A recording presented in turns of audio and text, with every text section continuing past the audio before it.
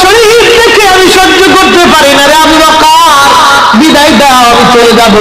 চলে গেলেন নবীর পাগল সিরিয়ান দামেস্কে যাওয়ার পর কিছুদিন পরে নবীজি স্বপ্ন দেখে, কিরে বেলাল, এটা কেমন জুলুম, কতদিন হলো তোমার কণ্ঠের আজান শুনি না। বেলাল রে, তোর কি মন চায় না আমি নবীর জিয়ারতে আসতে? বেলাল আমি নবীর জিয়ারতে আইবো। বেলাল কতদিন হলো তোমার কণ্ঠের আজান শুনি না। স্বপ্ন যখন নবীজি দেখাইছে, এ মুসলমান, হযরত বেলাল সুদূর সিরিয়ার দামেস্ক থেকে পাগলের মতো দৌড়াইলেন, পাগলের মতো ছুটে আসলেন। যখন মদিনাতে আসলেন তখন তাহাজ্জুদের সময় চলতেছিল।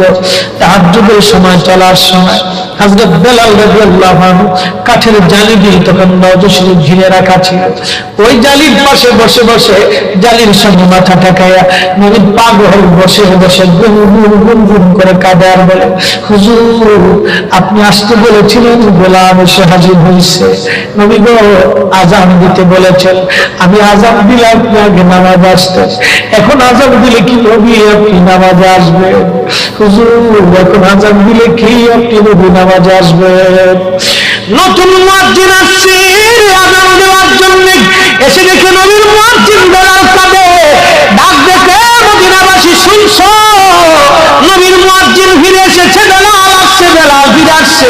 এই কথা শোনার পরে সব সাহাবী ঘর থেকে বের হয়ে দৌড়ায় এসে দেখে বেলাল কাঁদে। সাহাবীরা বলে, বেলাল আজান দাও, কতদিন হলো তোমার কণ্ঠের আজান শুনি না। বেলাল আজান দাও, কতদিন হলো আজান শুনি না রে বেলাল। বেলাল বলে, সাহাবীরা রে, আমি আজান দিলে কি নবী নামাজ আসবে বলো? সালমান ফারসি রাদিয়াল্লাহু আনহু ডাক দেখে, সাহাবীরা আমাদের কথায় বেলাল আজান দিবে না, তোমরা যাও দেখো হাসান আর হুসাইন দুইজন ঘরের মধ্যে আসেন।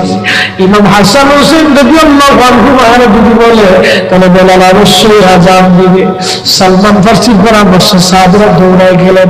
বর্তমান 7 নম্বর গেট বাবু সালাম বরাবর একটা মসজিদ আছে, মসজিদ আলী, এটাই ছিল হযরত ফাতেমা রাদিয়াল্লাহু আনহার বাড়ি। এই বাড়িতে দৌড়ে যাওয়ার পর ইমাম হাসান হুসাইন রাদিয়াল্লাহু আনহুমা দুইজনকে নিয়ে আসা হলো। দুইজনকে নিয়ে আসার পরে হযরত ইমাম হাসানকে দেখতে আবার